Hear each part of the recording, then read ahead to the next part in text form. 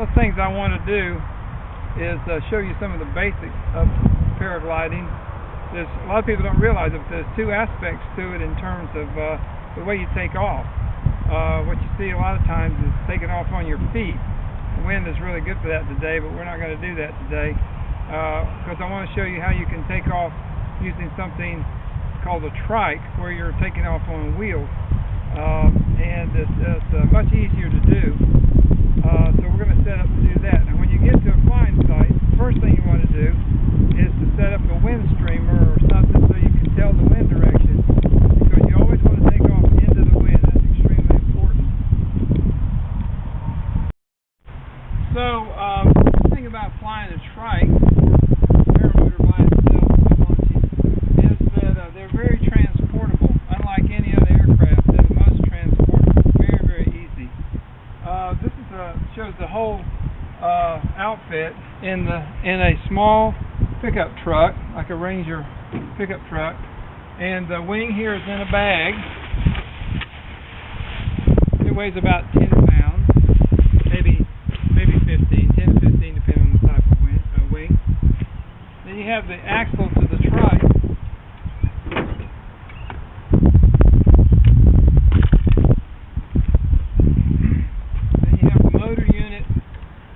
Trike itself. So one thing that's really easy to fasten the machine in is all it takes is one strap on this particular machine, which is a Fresh Breeze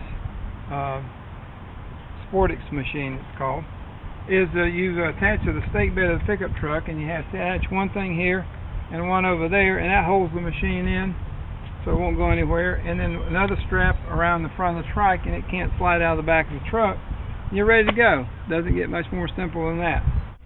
After you undo the two straps, the whole machine here weighs about 65 pounds, 63 I believe they say. Roll it out, put that down, lift it out, and put it on the ground. See, there's a lever you can turn here like a wrench, and another one by here. If you turn that, you can slide the whole front out and make it even more compact than this part of the trike already is. Okay, there's a hole here on each side of the axle. So if you lift the trike up, center it over that hole.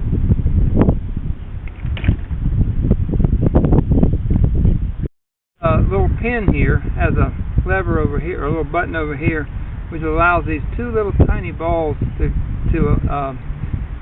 pop out from a spring. So you push the button, push it through right here, like that, and then there's a cap that'll lock on the other end by pushing the button, and then it can't fall off in midair or anything like that. As the paramotor unit itself is untied from the truck, carry it to the tailgate. By the way, if you have a large pickup truck, like a standard full size, the entire thing can be lifted up and rolled into the truck without having to take the motor off the trike, or even the axle off the trike.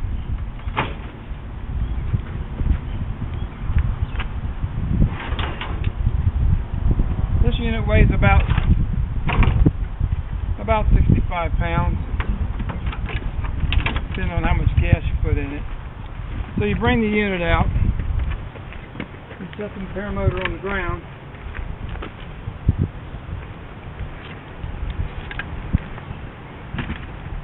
and then you pull the throttle handle through so it's clear of everything. So now we're ready to attach the paramotor to the trike. It's really easy to do. Lift the front up.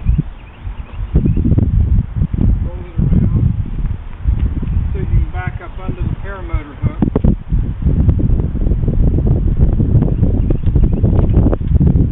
And then you see, it's back.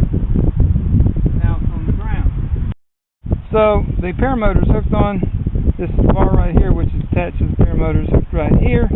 There's also a pin right here attached to this bolt device that locks it in place from moving up or down. one more thing we have to do is to take these two straps, which I always keep here so they won't get lost or blow off when I'm transporting it, and we will wrap these around, I'll show you in a second, to lock the motor unit on to the metal bar here so that it can't move either away or up or down.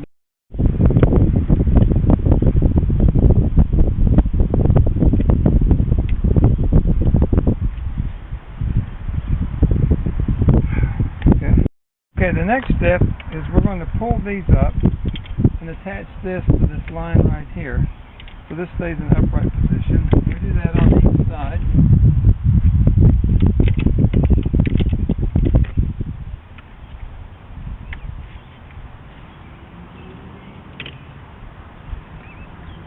Then we also take these little orange string thingies off. I'll explain those in a second. We let those down. We make sure the seat belt's unfastened. And we put the throttle, which we've temporarily put up here, down here.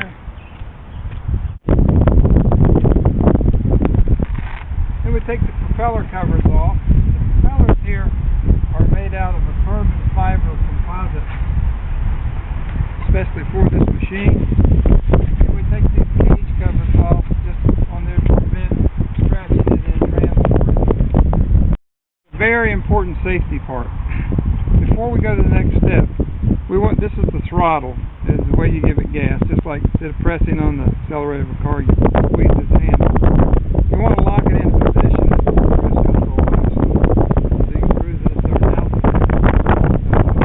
But you want to make sure that the cruise control is in the off position and the throttle is in the off position, checking it both here as well as down here where it connects to the carburetor.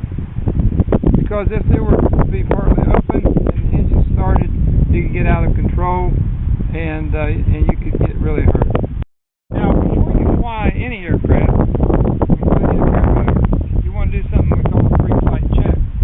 That is, you want to check vital things to make sure that they're properly secured and something is not a defective, a loose bolt, or some other thing before you start it up for flight. Such things as are the propeller bolts tight or are they loose? Such things as is the belt, the drive belt tight. If you take the exhaust back here, if you notice, if you get real close right there, kind of, you'll notice that I move that. That should flex because it has to vibrate during flight. And then you also look at the overall condition for loose nuts and bolts and various other things. Make sure your gas cap over here is on. Easy to get that.